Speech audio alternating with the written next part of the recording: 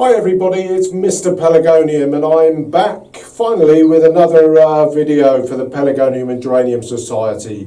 It's been a little bit of a time actually. I think I did the videos with Steve Pollard, that was around about a month ago that was. So it's been probably 5 or 6 weeks actually since you've been back in my greenhouse. So we're back here now. It's probably very different to what it was like when we were here about 5 or 6 weeks ago. So we'll have a look to sort of see what's going on in my glass house, and we'll run through a few things. I've got a little bit of a packed session purely because I haven't been about for a while. June is always a very busy month with the shows, and I've had a lot of success actually in the shows this year, much to my surprise, because I really didn't think I was going to do that well this year. I got Best in Show at the Bristol Regional Show, which was a surprise, and I also got the Best at the National, the Best Plant at the National, with a standard of Sammy Brown, a nice bicolour standard that I've been growing for a good number of years. We'll perhaps have a little look at that a little later. Not much flower on it now, but a lot of the work that I've been doing really over these last few weeks since the shows have been cutting back and basically preparing the plants to give them another go next year. Wouldn't probably expecting ordinary growers to be doing that sort of thing at this time of year. So we'll perhaps have a look at some of the things that you can be doing in your own greenhouse and in your own garden at this time of year with your pelargoniums. And I'm also going to pull out some of the questions. Well, perhaps a little bit of a question and answer session with this one, because I get a lot of questions in the videos that I post. So we'll run through a few of those, and I'll try to answer as many as I can in this video. Right, now one thing you're not going to see a great deal of in here, certainly from my sort of exhibition type plants, is a lot of colour. There's still 1 or 2 left here. There's a regal here that I haven't cut back yet. But there's 1 or 2 that I'm holding to get seed from. And I will harvest seed from those. Once I've harvested seed from those, they will be cut back. Now, one thing we did have was a very good response to the video that I did with the PAG's chairman, Steve Pollard, and give you a good bit of background information about the Zonartics. Now, talking of Zonartics, now I have got a few Zonartics in flower of my own now. Something that I have done, I think I said, I tend to pot mine up in a really large pot. And this one is unicorn hot pepper. This one was bred in Sweden, I believe, but this has got fantastically large heads. Superb large heads. This is a single variety. You don't see that many singles. Obviously the breeders tend to like to get the double versions, but this is a smashing bloom. Look at the size of that. I mean, there's my hand. I can barely get my hand round it. But that's unicorn hot pepper. And we this was the one with the zones. This one's got a bit more of a zone to the leaves, and I said we were talking about this when I was chatting to Steve Pollard in the video with Steve Pollard. And this one's got the zone, so you can see that the zone has come through on some of these plants, some of the Zonartic plants. Now, if we go out up here, one that I've just watering. This one's called Lovely Vera. And I really like this plant. It's got a central salmon spread. This is a double or semi-double. It's probably more semi-double really, but got a beautiful bloom. Little bit more of sort of a cut leaf, and you would probably say that that's more zonal type. But it's a gorgeous plant, just about gets away with being a Zonartic.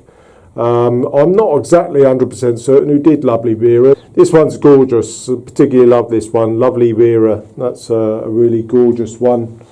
One of Steve's, Rushmore Mekong. I think we can just about see that. These couple of blooms here are just going over. That's just coming out, another sort of head there, smaller head, but really gorgeous bloom. Absolutely stunning. That's really coming out. You get when they just start to open, this is Rushmore Mekong, you just get that lovely yellow colouring. And then they sort of go to white when fully open, which is very attractive indeed. Right, so what I've been doing, I've been cutting plants back hard, making sure they're dry, of course, before doing that. Cutting them very hard down, and I mean hard down, to bare root. But this is typical of what I've been doing.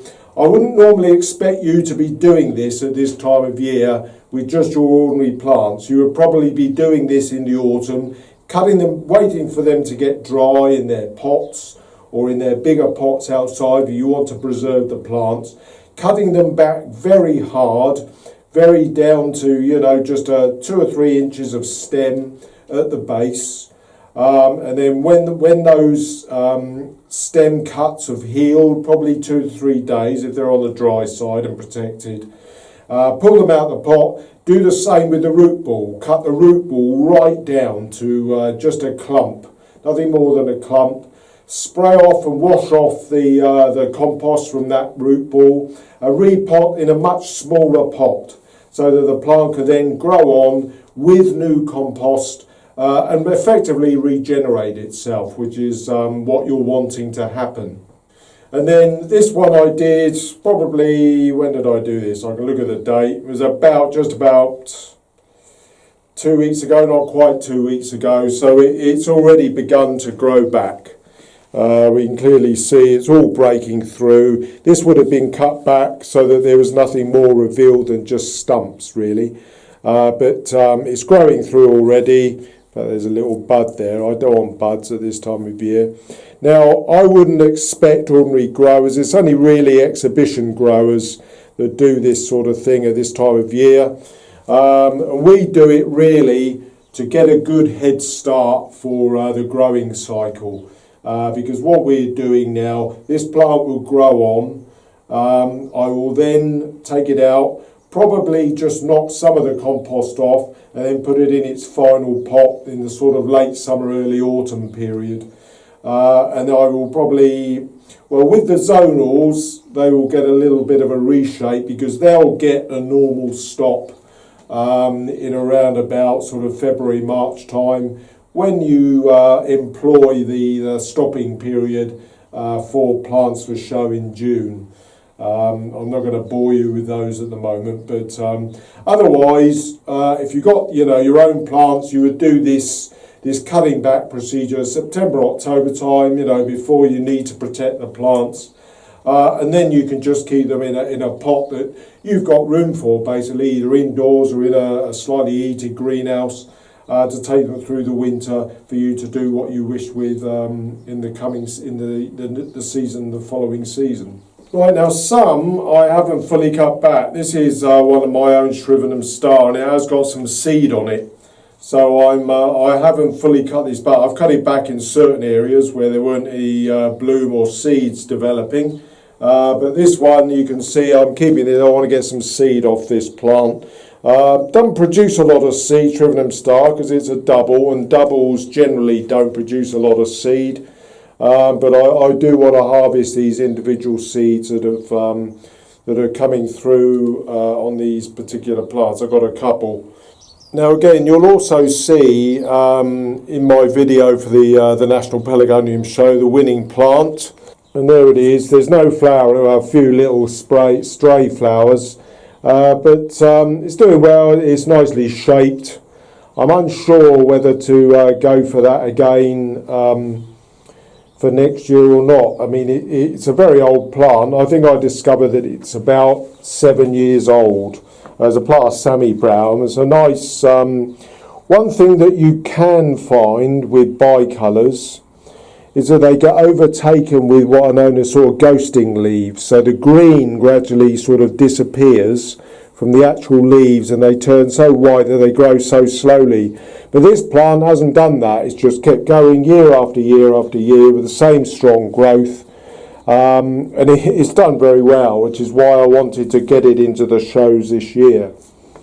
Here's the old regal, just having a little look at some of the plants that I did cut back. If you look on my Mr Pelargonium social media accounts, you will see me with a sort of before and after crop back. And this is all now shooting back. The key is not overwatering during when there's not a great deal of leaf on it, but it's all beginning to shoot back. It got so huge, it was about 1.5 meters across, and it was really blocking an awful lot of light from my glass house. So I actually decided to just go for the hack. But it's all coming back now, it's nice and alive, so that one's doing okay. Right, now Angels 2 have undergone the same treatment. These have been cut back very hard. This is one that actually hasn't been repotted yet. I'm going to pull that out and put it into a much smaller pot, and that'll be pushed on to grow through. I don't grow a lot of angels. I find I've got a particularly wet glass house in the winter. I get a little bit of flooding in one corner if you do get a lot of rain, and angels don't like damp. Even in the summer they don't particularly like damp, and I've actually don't grow now a lot of regals. There's one or two, this one, Berkswell Bounty, that grows very well for me. It's quite a strong growing plant. And my own one of Berry Zest, Gosbrook Berry Zest, I grow that one, but I don't grow many because the little thin weak stems don't like damp conditions. Right, now something else that I have been doing, I've made an attempt this year, one or two of my other standards, since I've had quite good success this year with my standards. I've actually tried to straighten one or two out that have been a bit buckled. One or two standards that you do grow do get a bit buckled. And this one here, my Attar of Roses, if I move these out of the way, these buckets, I've actually straightened it. Now it can be a risk when you try and straighten a big strong stem, because you can split it, but if you're careful you can tie it tight and buckle it up against another strong stem, which is what I've done in there, and that's tilted it back. It did have a buckle on it, so I've tilted it back. It's withstood it, and I'm pulling it and tightening it up all the way along as we go on. That's about 4 or 5 years old now, that plant as well, but it's definitely benefited from it. And I cut some of the lower stem branches on to encourage it up higher. So that's what I've done with that one. A couple of repots of some of the other younger standards that I've got. Here's a couple of examples. These are in small pots now. I've actually took the stem out, the stick, the sporting stick out of that one, because it's got quite a thick stem on it. These are commercial varieties from the PAC nursery, but called Greta and Semelia, some quite common varieties. But they're growing on very well. I wanted to completely repot them and give them a good sort of go at coming back. You may remember I lost a good number of them with the old mealybug issue, which thankfully I've completely cleared now with a good bit of cleanliness. That seems to have solved that problem.